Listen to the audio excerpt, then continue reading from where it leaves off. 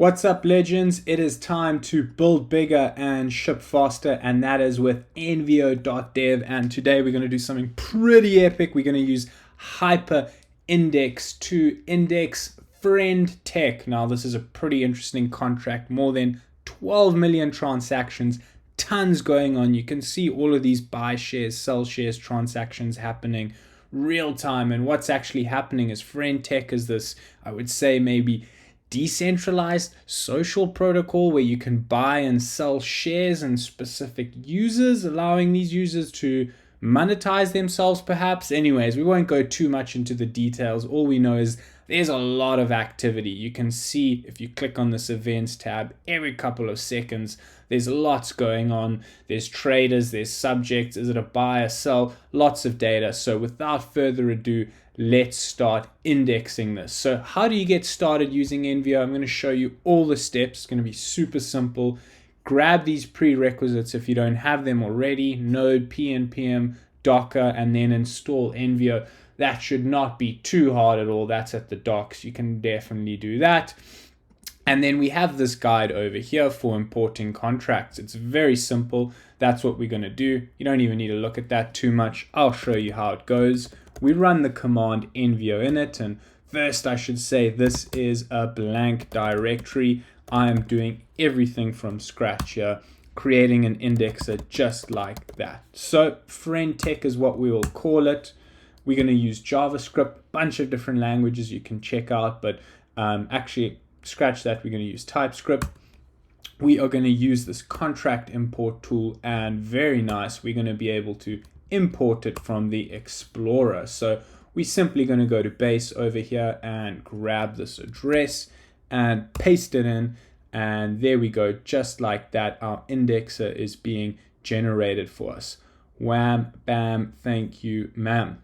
There we go. So the indexer has been created for us, which is really nice. And if I open up a VS Code terminal right now, yes, I trust the authors, absolutely. You can see we have the Explorer, and this is all just freshly been generated.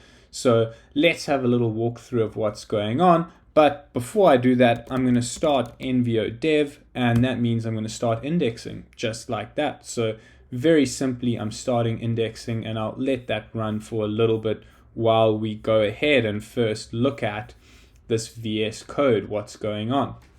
So firstly, you'll note in this config.yaml, it's generated for us very simply. It's got the address and it's got the events that we care about that it's ingesting. And you saw that trade one being emitted a lot. My guess is we're going to see a lot of that, which is very interesting. And more on this now, but it's got the required entities. And this is just an optimization, but essentially it's specifying what data you care about when this event is triggered, and it's allowing the loading of that preemptively to increase speed. But let's move on to the schema. Again, this has all been auto-generated from you. These are the types. So every time a trade happens, all of this information is going to be saved here and stored. You can go play around, and this is what we're going to extend. And if you go into source and event handlers, here's where it gets interesting. So what essentially happens, we have this handler, and every time a trade event is emitted, this code is going to be run right over here.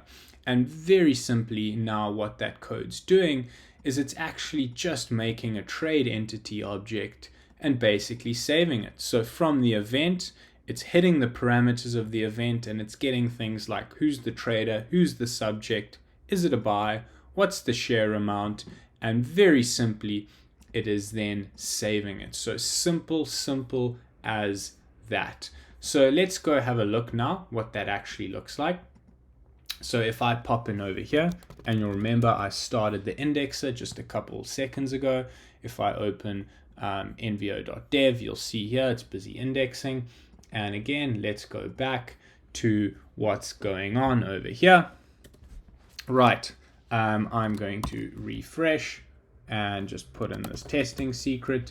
And right now, if we have a look, you can see that we have 826,000 events we have already indexed. Wow, these are trades, right?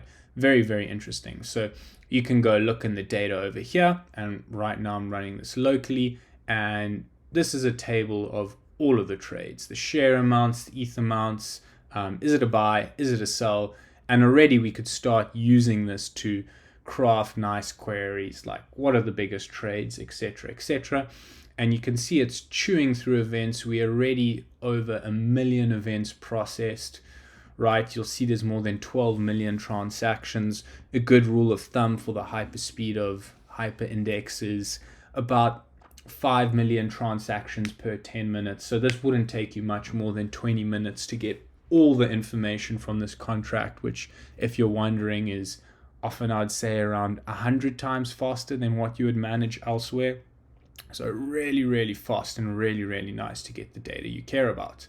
So again, I'm going to do something like check on the trade, and I'm going to order the trades by ETH amount, and let's see, from descending means I'm going to get the biggest ETH amount trades, and I'm going to see what that ETH amount is it a buy or sell, and I'm going to click this limit button and just get the first 10 examples. So bang, just like that, you can see the biggest ETH amount spent on buying so far, and we've processed 1.4 million events. So that's really cool. I'm going to go ahead and stop the indexer right now.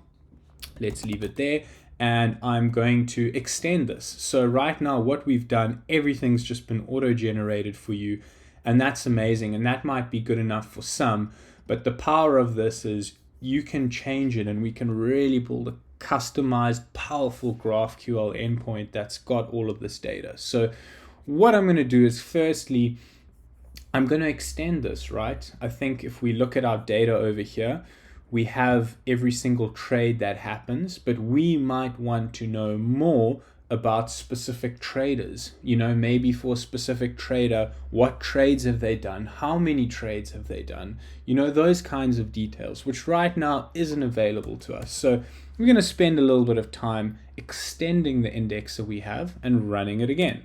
So I'm going to write a type, and I'm going to make that a trader, right? Let's make a trader. And wow, you can see that's just been auto populated for me by GitHub Copilot. Isn't that so nice? We are going to have the ID, which is the trader's address. Very simply, all of their trades, and this is going to be derived from here. And that's very nice. That just means all of the trades that happen by this trader are going to be in this nice array, and we are going to have a trades count, or let's actually just call this number of trades. That's what I like calling it. And I'm just going to swap that order around because I think that's a bit cleaner. Cool. So now that we have that, let's go ahead and get this in the indexer, right? So I'm first going to run Envio code gen, and this very nice little tool is just going to make these types available to me in TypeScript. And there's a few places we're going to want to change: the config, the schema, and the event handlers. So we've started off by doing the schema, right? We've got this new piece of data that we want. Now, what are we going to have to do? Well, let's first adjust one thing in the config. Let's start from block, say, 7 million. And that's just for testing. There's a lot going on. We can see on Friend.Tech over here, we're on a block about 7,280,000, and to start, let's run it a few times and we'll just start right there. We can click start back to 0 when we want. All right, now in the event handlers, what we're going to do is we are going to now handle it. Every time there's a trade, we want to make sure that we come over here, and for that trader, we increment their number of trades, and we keep track of their trades and make sure it's in this list of trades. So, well, how are we going to do that? First thing I'm going to do is just actually create, or rather import, this trader entity we created. So trader entity, it's something we just created, right? Which was nice over here, and we ran code gen. And now I'm going to create an initial trader, and I'm going to have it of type trader entity, and let's just give it some random address to start off with. This is just going to be my blank default, and let's have our number of trades being 0. And just like that, that's going to be my kind of default initial trader. If you haven't traded at all, that's what we're going to use to instantiate you, which is very nice and simple. Cool. Now what we're going to do is I'm going to go down and I'm going to ignore all the code so far that's already working, that's saving the trader. And what I'm going to do is I'm going to load the trader. So you can see just like how I've loaded this event summary, I'm going to do the same thing over here. I'm going to say let trader equals context dot trader dot get and event dot params dot trader dot toString. There we go. So you'll notice we're getting an error, and this is quite nice. It's showing us what's wrong. It's saying get doesn't exist on this type. It can't find trader, and the reason is we're going to actually have to load the trader in beforehand so that we can use it. So the reason again we're doing that is for optimizations, because we're batching a lot of things. It speeds things up significantly. So that's very been nicely suggested to me by the code gen. But what we're going to do is from the context, we are going to load this trader object in, and we're going to use the trader property from the event. Now remember, if we go back over here, we'll see what's happening when any one of these transactions happens. We have this trader field over here. So we're saying this is the trader object, this is its ID, and we want to load this trader before we start doing anything.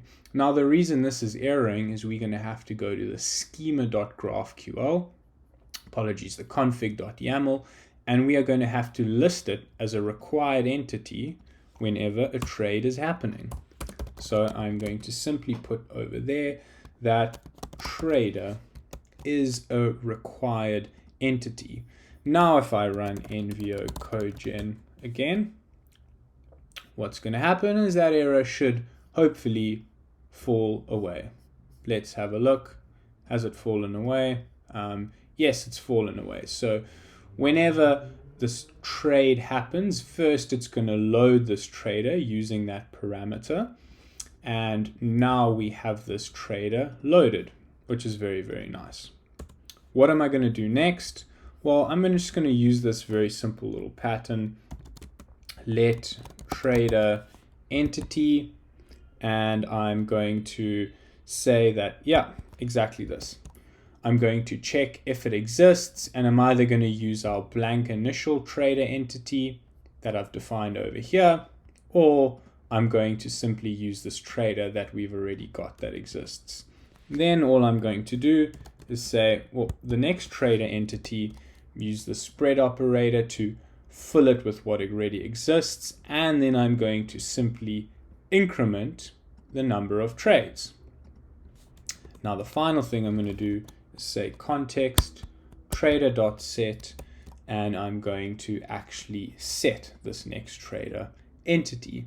And just like that, with this little bit of code and this little addition over here and this little addition over here, we should now have a list of all of our traders and the number of trades that they've done. So now we can perhaps start to isolate and look at specific traders, see who's done the most trades, and start looking at what kind of trades they've been doing.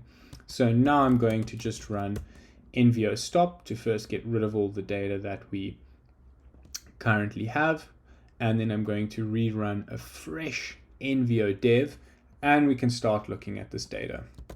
So 3, 2, 1, Bob's your uncle.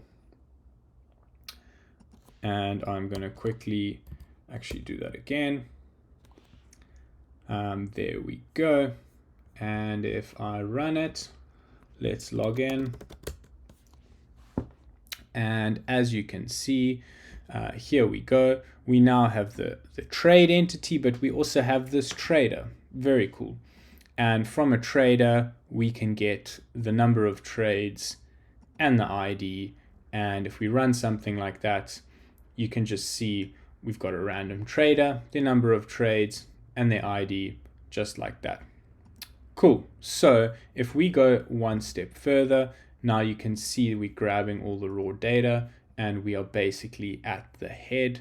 What we can do is order this trader by, say, the number of trades. Say this is descending, and we can limit it and get 10, and we can run it. And there's obviously a nice little bug in my code because this is the only trader showing. So a good time to go back and see, well, what haven't we done over here? Well, you can see what I've actually forgot and neglected to put in is the ID. Every time it's using this initial default ID. So there we go.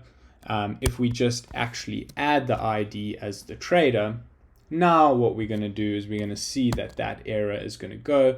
And that's a very good thing to see. We'll do another demo on the testing framework and how that can help you avoid it. But the fact that the indexing is so lightning quick, you're able to quickly pick things up like that without waiting hours and hours for the indexing to happen and then realize you have some kind of error. So fear not. All I'm going to do is stop that and start it again. And then we should be able to continue and very swiftly index all of these traders and get some data. Very nice. So again, I'm going to run Envio dev. Again, I'm going to quickly restart it. And the reason I do that, I'll explain it a little bit later. That's a little known bug that's on the changelog that we're always going to get to in a couple of seconds. And if I hit testing, now very nicely, we're going to see we are actually going to have our traders, which is going to be very nice. So firstly, there we go. We threw 76,000 events.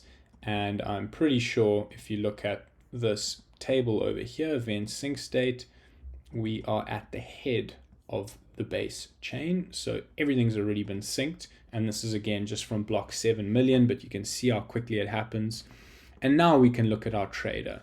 And let's order our trader by number of trades and make that descending so we can see who's trading the most. And let's get how many trades are they trading. And let's just get, 10 of them. Wow. Okay. So immediately we can see our top person's traded 2,749 times. What on earth's going there? Let's get a bit more data. Their ID, which is their address. Cool. Now we could grab this and we could go into something like base scan,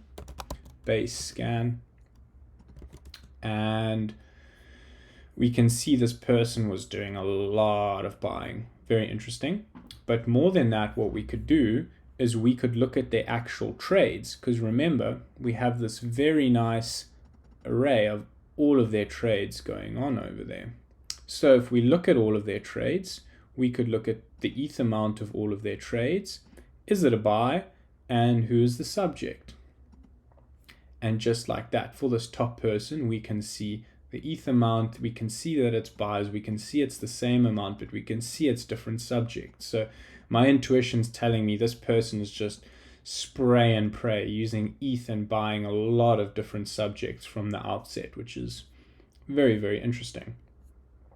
So there you have it. We have auto-generated an indexer to index the Friend.Tech contracts, and we've absolutely motored through it, and we've added and extended it to look at different types of traders, so we have more rich information. Maybe what's interesting next is not just to look at traders, but to look at the subject, who's buying shares of who and how much is being bought. There's lots of ways we can increase this. And we can also change the config to index it from block 0 and get all of the data. And as I said, that should only take about, 10 or 20 minutes. Very quick to chew through absolutely everything. So there you go. We have it. We'll push this code to GitHub. You can have a look, but why not try it yourself? Why not deploy it on the Explorer, the hosted service, and check what else is going out with HyperIndex, also HyperRPC and HyperSync, which are super interesting. Use the docs, ping us on Discord, would be more than happy to help. And there you go. We have indexed Friend.Tech. Thank you for watching. And if you have any more questions, smash them in the Discord, drop them in the comments.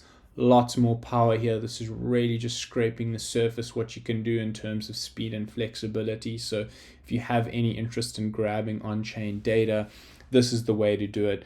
And of course, you now have this amazing GraphQL API that's real time, grabbing all of this information every second that you could then use in many different applications.